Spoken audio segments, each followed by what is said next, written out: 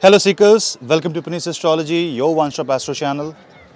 Sun, which is the planet, which is the Karaka of soul, the Atma, has now covered its journey from the sign of Aries and has reached the sign of Pisces. In fact, it will reach the sign of Pisces on 15th of March. It is the last zodiac sign. When the sun completes its cycle, the year gets completed and we will enter into the new year, the astrological new year, when sun enters the sign of Aries. So when sun enters the sign of Pisces, which is ruled by Jupiter, Pisces is a zodiac sign which is more about emotions. It's more about water, it's more about being fluid, it's more about being submerged, being surrendered. Pisces is a zodiac sign where Venus gets exalted and love finds its ultimate expression. So what is the role of sun, which is about ego, self-esteem, in this sign of surrender? Let's try to find it out. But before that, do not forget to hit like, subscribe and share and hit the bell icon so that you never miss another update. And if you want to follow me on social media, the links are given in the description box below. If you want to take my consultation, the email ID is also given in the description box below. You can drop me an email. Let's continue with this soulful submersion of sun.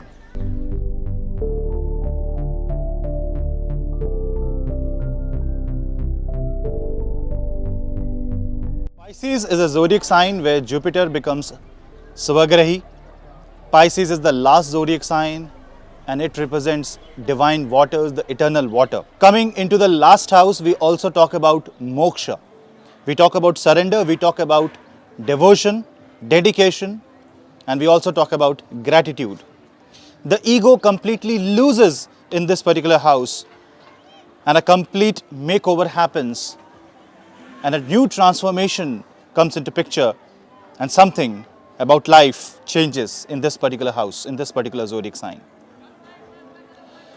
When sun, which is the ruler of Leo, goes into the sign of Pisces, Leo gets the maximum transformation.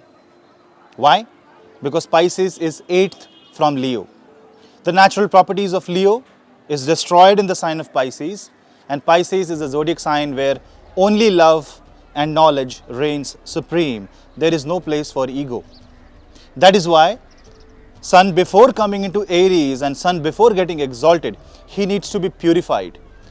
And he takes a dip in the waters of Pisces and gets purified by losing the soul, losing the fake identity and scraping anything that is dirt that he has accumulated, that the ego has accumulated, that the consciousness has accumulated while traveling for the entire year.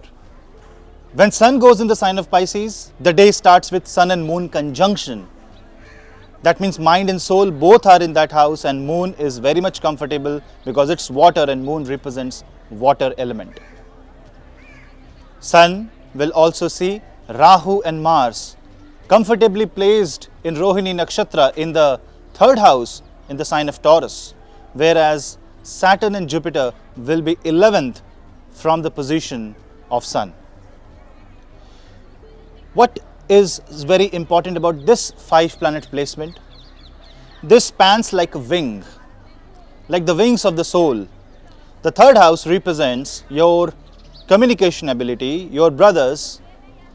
Third house represents your courage and willpower, where Mars and Rahu in the Rohini Nakshatra is trying to tell you, trying to give a message that if you do not leave the greed behind, if you do not let the ego dissolve in the waters of the divinity, then Mars and Rahu can make you take few decisions that will be against you if you try to hold on to the desire, if you try to hold on to the past karma, if you try to hold on to your life's wishes that does not seem to be practical. On the other hand, the ruler of Pisces, remember Jupiter, is actually debilitated with Saturn, so it's more about being practical, it's more about acceptance. So I accept is the affirmation, is the mantra, it's the word for this particular transit, because if you want your soul to relax, you have to accept the situation as is and try to make changes on a positive way. But it's like a boat on the river going very slowly. A boat has to surrender to the flow of river, flow of the water of the river if boat wants to move. Otherwise, the resistance provided by the water will be very high. Also, Jupiter along with Shani shows mark of practicality, reality, truthfulness, and dashing the ego to the ground. And Saturn's third aspect on the sign of Pisces also shows struggle for the ego to survive. So ego completely dissolves. I mean, the ahamkara, the unnecessary ego, the extra ego, the greed has to be dissolved when this planetary movement happens. This is very unique at this time because of the position of Venus. Why Venus? Because Venus finds its highest expression in this particular zodiac, and Venus is dominated by the Sun itself, because on 17th of March, Venus will become exalted. I will make another video for that. When Venus gets exalted but gets combust with the Sun, this means the ultimate expression can have a conflict with your ahamkar, and when your ego, your power to hold on to things, it will become like a solid iron ball, and it will fix the destiny, it will lock the destiny for you to sink in the deep waters, sink to the bottom of the ocean, and will never allow you to swim. On the other hand, it also shows very beautiful expression where Venus, which is the karaka of love, which is the karaka of beauty, is very close to the soul. Being combust means planet is very close to Sun. And when the exalted Venus is very close to Sun, the true happiness is in your Atman. The true happiness lies within you.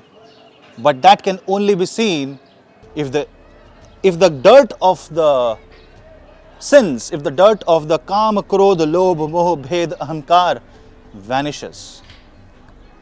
How can you use this? By understanding the power of Saturn, by understanding the practicality, by understanding the feasibility. If you understand, for example, if you want to do some action, if you want to move into a certain path, if you want to try something, if you understand the feasibility behind it, and if you understand your strength, your limitations, everything will be perfect. Also, Sun has third Mars and Rahu, which shows extra amount of courage, but this courage has to be used in a philosophical way. Because no matter Mars and Rahu, however strong they are, without the power of Sun, they won't be of any use. Because ultimately, for Mars and Rahu being in the sign of Taurus, Leo rules their fourth house, they won't be happy if you do not surrender. This is the time when you bow down to the feet of Mahavishnu and chant Hare Ram, Ram Ram, Hare Hare, Hare Krishna, Krishna Krishna, Hare Hare. Complete surrender to the divine. Drink plenty of water, distribute water. This is the time to donate, this is the time to give. This is the time to share what you have experienced. If you are in some sort of deep mental problem, you need someone to share at this time, and you have to accept. Acceptance does not always mean that you will always accept everything that is negative about you. No, but acceptance is the first step to bring a change. Once you accept, the third house Mars and Rahu will give you the necessary push, the necessary thrust, the necessary courage to get out of any kind of difficult position, difficult situation of life.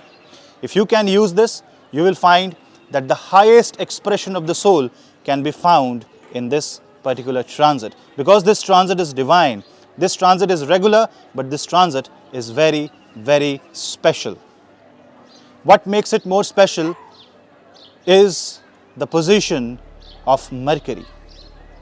Because Mercury will move from the sign of Aquarius to the sign of Pisces, and this double movement of Mercury crossing and becoming debilitated also shows that the buddhi or the chitta must be in one with the cosmos.